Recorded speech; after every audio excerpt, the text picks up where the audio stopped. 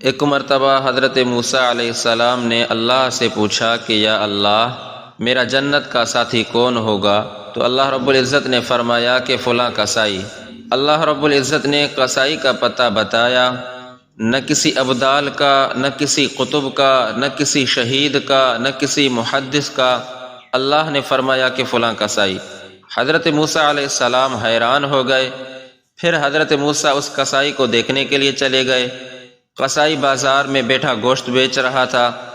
جیسے ہی رات ہوئی تو اس نے دکان بند کی اور گوشت کا ٹکڑا تھیلے میں ڈالا اور گھر چل پڑا۔ تو حضرت موسیٰ علیہ السلام بھی ساتھ ہو گئے۔ جیسے ہی رات ہوئی تو اس نے دکان بند کر دی اور گوشت کا ٹکڑا تھیلے میں ڈال کر گھر چل پڑا۔ حضرت موسیٰ علیہ السلام بھی ساتھ ہو گئے۔ کہنے لگے بھائی میں تیرے ساتھ جاؤں گا۔ اسی کو تو یہ پتہ نہیں تھا کہ یہ تو حضرت موسیٰ علیہ السلام ہیں۔ تو قصائی کہنے لگا چلو آ جائیں۔ جیسے ہی گھر گئے تو اس نے بوٹیاں بنا کر سالن چڑھایا، آٹا گوندھا، روٹی پکائی۔ جب سالن تیار کیا تو پھر ایک بڑھیا تھی، اسے اٹھا کر کندھے کا سہارا دیا، سیدھے ہاتھ سے لقمے بنا بنا کر اس کو کھلانا شروع کیا۔ جب اس کو کھانا کھلایا تو پھر اس کا منہ بھی صاف کیا اور اس کو پھر آرام سے لٹا دیا۔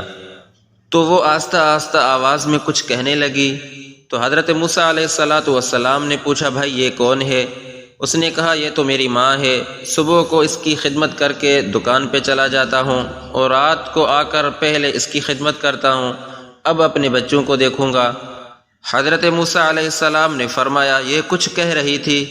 اس نے کہا جی ہاں، یہ روز کہتی ہے، عجیب بات ہے، میں اس کی روز خدمت کرتا ہوں اور یہ یوں کہتی ہے کہ اللہ تجھے حضرت موسیٰ علیہ السلام کا ساتھی بنائے۔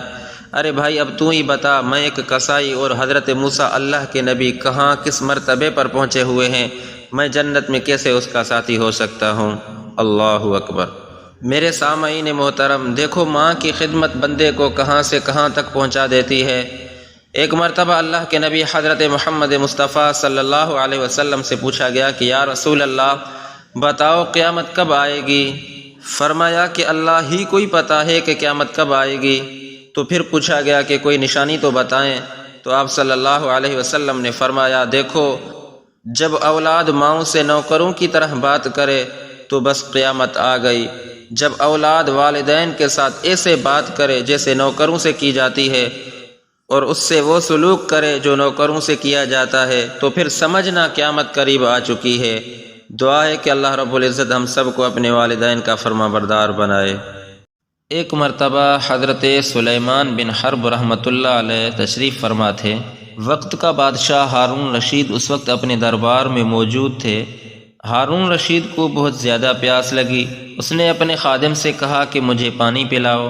خادم ایک گلاس میں ٹھنڈا پانی لے کر آیا۔ جب بادشاہ نے گلاس ہاتھ میں پکڑ لیا تو حضرت سلیمان بن حرب رحمۃ اللہ علیہ نے ان سے کہا کہ بادشاہ سلامت ذرا رک جائیے۔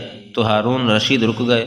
انہوں نے کہا کہ مجھے ایک بات بتائیے کہ جیسے آپ کو ابھی پیاس لگی ہے ایسے ہی آپ کو پیاس لگے اور پوری دنیا میں اس پانی کے سوا کہیں اور پانی نہ ہو تو آپ یہ بتائیں کہ آپ اس پیالے کو کتنی قیمت میں خریدنے پر تیار ہو جائیں گے؟ ہارون رشید نے کہا میں آدھی سلطنت دے دوں گا۔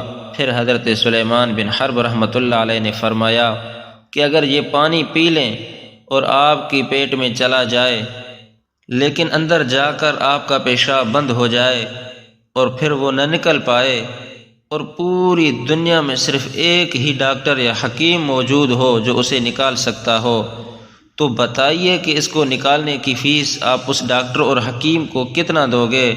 سوچ کر ہارون رشید نے جواب دیا باقی آدھی سلطنت بھی اسے دے دوں گا۔ تو حضرت سلیمان بن حرب رحمۃ اللہ علیہ کہنے لگے بادشاہ سلامت ذرا غور کرنا کہ آپ کی پوری سلطنت پانی کا ایک پیالہ پینے اور پیشاب بن کر نکلنے کے برابر ہے۔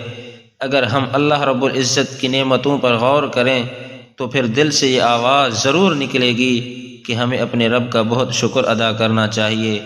ہم پر تو اس کی بہت بڑی نعمتیں ہیں، ہم تو واقعی ان کا شکر ادا نہیں کر سکتے۔ اللہ رب العزت سے دعا ہے کہ اللہ رب العزت ہم سب کو شاکرین میں سے بنائے۔